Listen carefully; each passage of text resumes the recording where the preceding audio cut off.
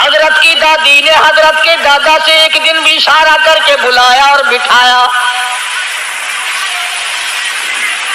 حضرت کی دادی ایک دن حضرت کے دادا کو کہنے لگی تجھے پتا بھی ہے میں تو بڑی پریشان ہوں, میں تو بہت پریشان ہوں. حضرت کے دادا نے پوچھا کیوں؟ کہنے لگی یہ ہماری بیوہ بہو جو آمنہ ہے یہ عطر استعمال کرتی ہے, خوشبو لگاتی ہے بھی بیوہ ہے بھی پیٹ سے, اور قریش کی بیٹی قریش والوں کی سرداروں کی گھر والی ہے لیکن عطر لگاتی ہے, مجھے بڑا فکر. السلام علیکم ورحمۃ اللہ وبرکاتہ. دوستو آج ہم پھر آپ حضرات کے لیے لے کر حاضر ہوئے ہیں قاری حنیف ملتانی رحمۃ اللہ علیہ کا بیان. اس بیان کا عنوان ہے 12 ربیع الاول کا واقعہ. اخلاق حسنہ آپ کے اوصاف کمالہ سائی جمیلہ ذکر کر رہا تھا. آج چونکہ 10 ربیع الاول ہے, شہنشاہ کائنات مفخر موجودات سرور دو عالم روح دو عالم سید دو عالم جان دو عالم حضرت محمد الرسول اللہ صلی اللہ تعالی علیہ وسلم کی تشریف آوری ولادت باسعادت کے بارے میں کچھ ذکر کرنے کا ارادہ ہے. مسائل تو بے شمار ہیں, کس کس چیز کو آدمی بیان کرے.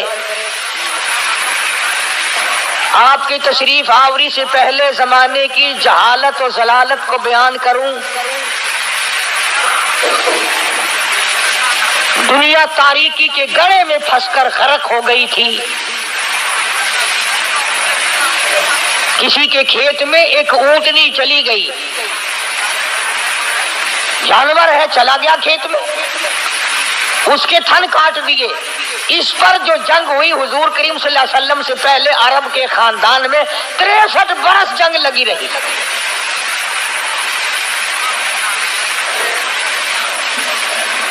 وہ عرب جس کی تہذیب و تمدن اس قدر بگڑ گئی تھی, بیت اللہ کے دروازے پہ کھڑے ہو کر کے لوگ کہا کرتے تھے اور میں سب سے بڑا ہوں اس لیے کہ میرے ماں باپ کا 1000 عورتوں سے یارانہ تھا. اتنی بگڑی ہوئی تہذیب, انسانیت تباہ ہو گئی تھی. ایمان و یقین کا نام و نشان نہ تھا, عمل نہ تھا, اخلاق نہ تھا, کردار نہ تھا, کوئی انسان کو جاننے والا نہ تھا. تمام کائنات خدا کو فراموش کر چکی تھی.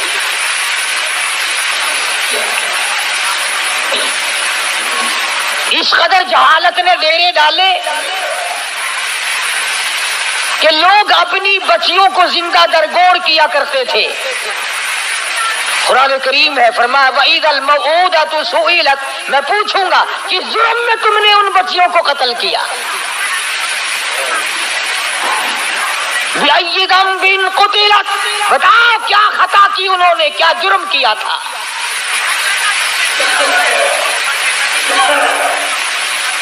مگر اس آنے والے نے آ کر ایسے حالات پیدا کیے.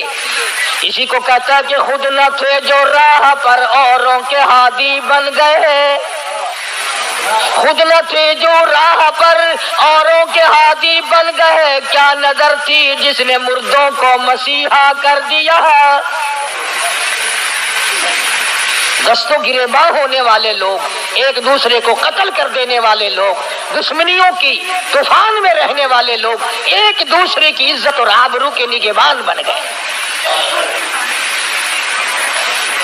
رحمت دو عالم صلی اللہ علیہ وسلم نے ایسا پیغام دیا ان کو آ کر, دنیا ساری کی ساری چمک اٹھی, دھمک اٹھی, ایک میزان میں آ گئی. اور بد نصیب ہے وہ لوگ جن کے گھروں سے جہالت آج تک نہ گئی. کتنے بدبخت ہیں وہ لوگ جو جن کے گھروں سے رسمیں آج تک نہ نکلی. وہی رواج, وہی رسم, وہی طریقہ کار, بلکہ اس میں اضافہ ہو رہا ہے. حضور کریم صلی اللہ تعالی علیہ وسلم کی تشریف آوری کے 12 ربیع الاول کے دن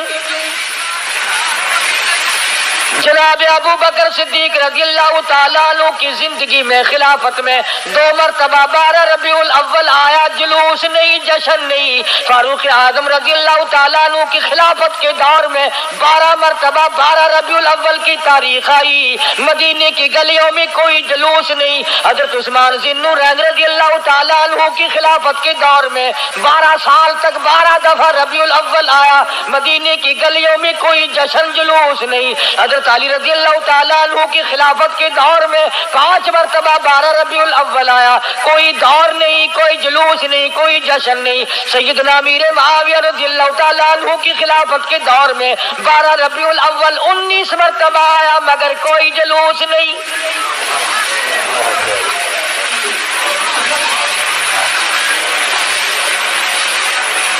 امام ابو حنیفہ رحمت اللہ علیہ کی زندگی میں 40 مرتبہ 12 ربیع الاول آیا، کوئی جلوس نہیں، کوئی جشن نہیں۔ امام احمد بن حنبل رحمت اللہ علیہ کی زندگی میں 35 مرتبہ 12 ربیع الاول آیا، کوئی جلوس نہیں، کوئی جشن نہیں۔ امام شافعی رحمت اللہ علیہ کی زندگی میں 47 مرتبہ 12 ربیع الاول آیا، کوئی جلوس نہیں۔ علامہ ابن تیمیہ کی زندگی میں 35 مرتبہ 12 ربیع الاول آیا، کوئی جلسہ جلوس نہیں۔ علامہ سید عبد القادر جیلانی پیران پیر رحمت اللہ علیہ کی زندگی میں 41 مرتبہ 12 ربیع الاول آیا، کوئی جلسہ جلوس نہیں۔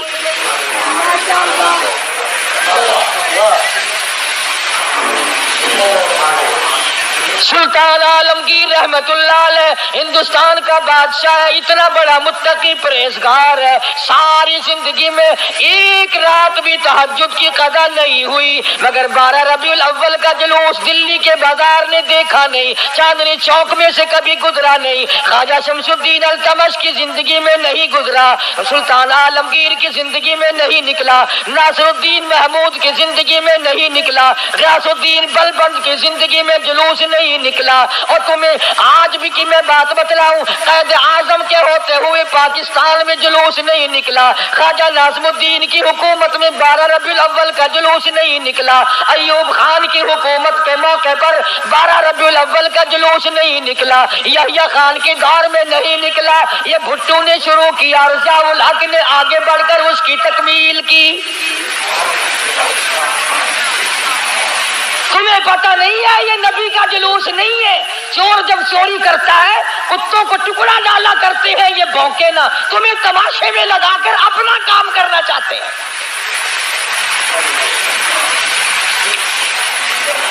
تم جتنے ایمانداری سے مسجد میں بیٹھے ہو، خانے خدا میں بیٹھے ہو، قبلہ رخ منہ کیے بیٹھے ہو، باوضو بیٹھے ہو، ایمانداری اور جلوس نبی کا اور گانے کنجریوں کے،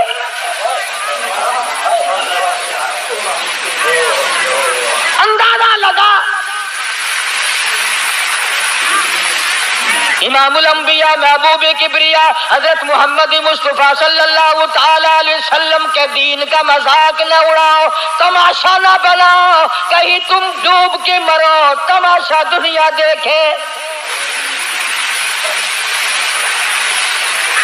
دیکھنا تو صحیح،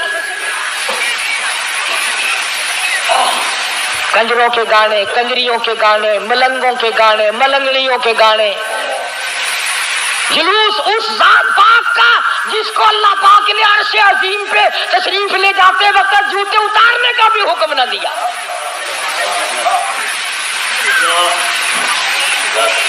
اس نبی کا جلوس، تم درود پاک پڑھو، تم قرآن پاک کی تلاوت کرو، تم اللہ اللہ کرتے چلو، تم استغفار کرتے چلو، اصل میں تم جان کے نہیں کرتے۔ اگر تم یوں کرو گے تو پھر یہ للے تڑلے تمہارے قریب آئیں گے کیسے؟ یہ چرسی، یہ فمی، یہ بھنگی، یہ شرابی آئیں گے کیسے؟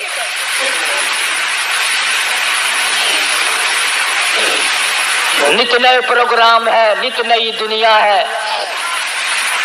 حضرت انس رضی اللہ تعالیٰ عنہ فرماتے ہیں میں مدنی کریم صلی اللہ علیہ وسلم کے ساتھ ساتھ چل رہا تھا، بنسری کی کانوں میں آواز آئی، حضور کریم صلی اللہ علیہ وسلم نے رحمت والے ہاتھوں کی پیاری پیاری انگلیاں اپنے کانوں میں ڈال لی، دور تک تو تشریف لے گئے۔ اس کے بعد فرمایا اے انس، وہ منحوس آواز کیا اب بھی آ رہی ہے؟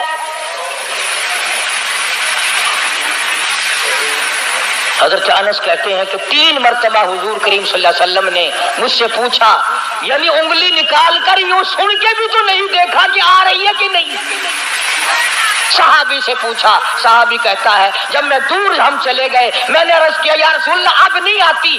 آپ نے انگلیاں نکال لی اور فرمایا انس میری قوم میری امت جب گانے بجانے میں مستغرق ہو جائے گی خدا کی زمین پھٹ کر پھر لوگوں کو نگل جایا کرے گی.